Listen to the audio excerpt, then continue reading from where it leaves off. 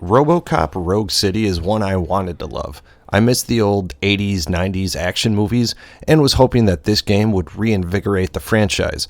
While this may not have been the game changer I was hoping for, the game still has some bright spots. So let's just get into it.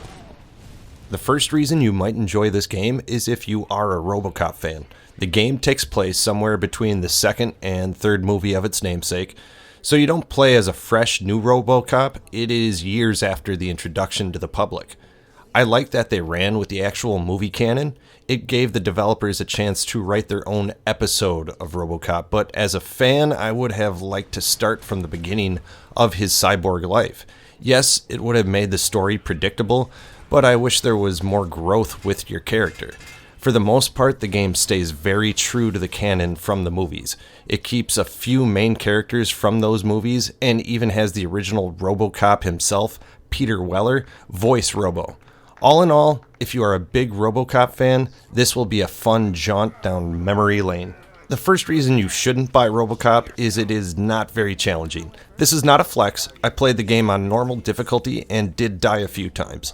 But for the most part, you are just indestructible, and if you equip the right attributes, you won't even need health packs. There is little actual strategy needed to defeat enemies. Simply find some cover and thin out crowds safely until only a few idiots are left. Along with being a tank, you also have unlimited ammo, which is fun at times, but it takes away a lot of strategy and thrill that first-person shooters bring to the table. I get it, taking on an Ed 209 with a bullet limit would be an absolute hell, but there are ways to fix that. There is ultimately a very hard balance when taking a superhero type character and making them vulnerable enough to make the game challenging, while still making you feel like a superhero. That balance is incredibly tough to achieve, and in my opinion, Robocop didn't get that balance quite right. The second reason you should buy the game is simple. You enjoy solid first-person shooters. At first, the game seems relatively easy. You are just an overwhelming bullet sponge-like tank with an automatic burst pistol. You can't pick up the random guns left by your enemies, but that leaves you with a small space for spare ammunition. And early on in the game, the enemy weapons have the power of a BB gun. The Auto 9 pistol you walk around with has unlimited ammo, and while it may seem limiting the first third of the game, once you unlock more advanced microchips for your gun, you can really customize things. The gun went from being a boring 3-burst spray and pray to a pocket cannon to a fully automatic, unlimited ammo, no need to ever reload overpowering handgun that could end all wars. Honestly, I get it. It is fun to not worry about ammo, but did the Time Lords create the ammo chamber?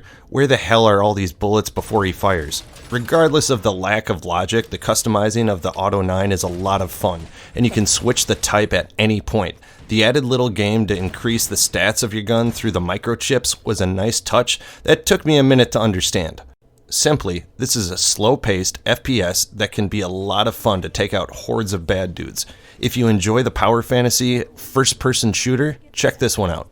The second reason you will want to pass on this title is it is extremely repetitive. I know you could make that argument about most games, but in Robocop Rogue City, it is even more magnified. For one thing, there is only one neighborhood you go to in the whole game.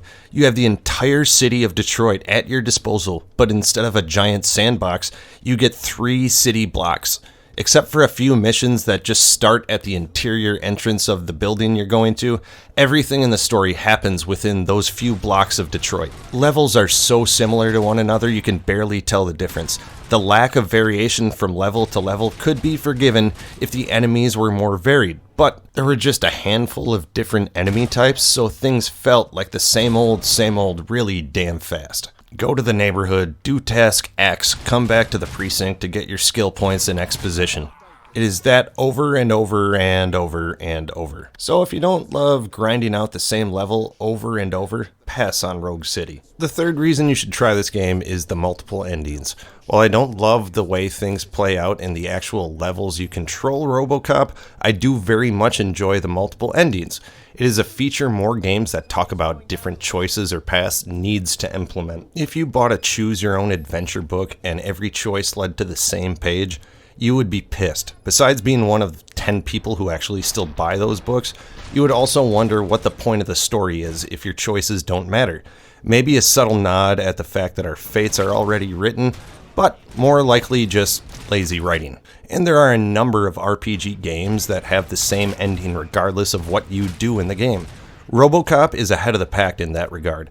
While I didn't love every ending to the multiple storylines, I truly appreciate and love that they took the time to make sure your actions and words have consequences. It may take more time for the writing and programming teams, but it is a lot more memorable to gamers, and that gives them a solid reason to replay the game. Robocop Rogue City, for all its faults, shines when it comes to the endings of the game. So if you enjoy that RPG element that actually has consequences, this is a title you should try. Did you ever want to play an office bitch simulator? You know, go around the office doing all the annoying tasks that no one wants to do. The very reason they made the title Intern. Well, if you think that sounds like a version of a video game hell, then don't play Robocop Rogue City. In order to develop stories, you run around doing just about the most worthless menial tasks there are. Not an extra level taking on a new enemy type in a different locale. No. The team at Teyon decided to make you run around collecting signatures or fixing the office printer. You know, things fans of Robocop want to do. If I wanted to do something repetitive, thankless, and boring, I have my own job, thank you. I know the fetch quest is ubiquitous at this point, but could they make me not feel like the office lackey? I mean, really, we are going to a futuristic, dystopian version of Detroit. Could I do something with the fucking gun that lives inside my thigh, please?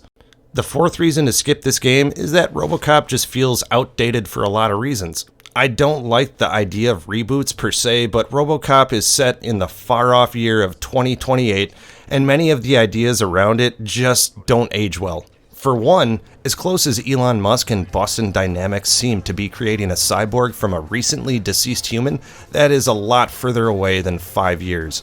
Also, has anyone been to Michigan lately? I know Detroit is no bastion of peace and tolerance, but is nowhere near the dystopian hellscape pictured in the Robocop movies. The entire state has been reinvigorated with millions and millions in tax dollars from some kind of law change. Not sure what changed things, but I don't see that version of Detroit in any near future. Lastly, the movie depicted poor people for the most part as dirty, lawless troglodytes.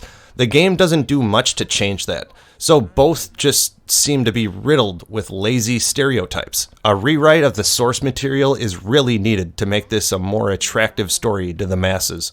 Alright, I won't lie and make up an extra reason to buy this game. It was not the best. And while I recommend the game to Robocop fans, I don't recommend this game to the average gamer. There are definitely parts of the game that are fun to play, and even a bit memorable, but the rough edges all the way around are too great to ignore. One bonus reason I wanted this game to end hours earlier was just how lazy the team was with enemy variation and creation. It seemed like one person was doing the same shitty voice for all the bad guys. It felt lazy, to be honest, and not in a funny, ironic way. Like, this is bad when a guy voicing all the characters in the scene is talking to himself. My autograph. Chopper's ready.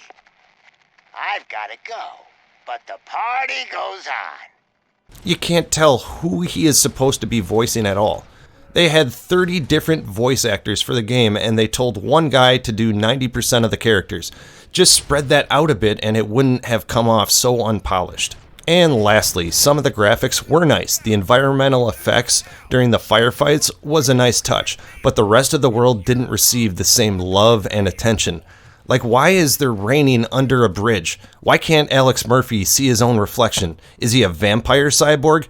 And why did the animator for Dr. Katz do the background graphics? If you have to play this game, I will not judge you, because I surely am in the same boat. But if you are on the fence on this title, I would just wait for a sale to pick this one up. Thanks for watching, folks. If you enjoyed this, please hit the like button and subscribe if you're not already to get more videos just like this. Don't forget to check out twohatsandabeard.com, and as always, check out our YouTube page. This is the Dove. We'll see you next time.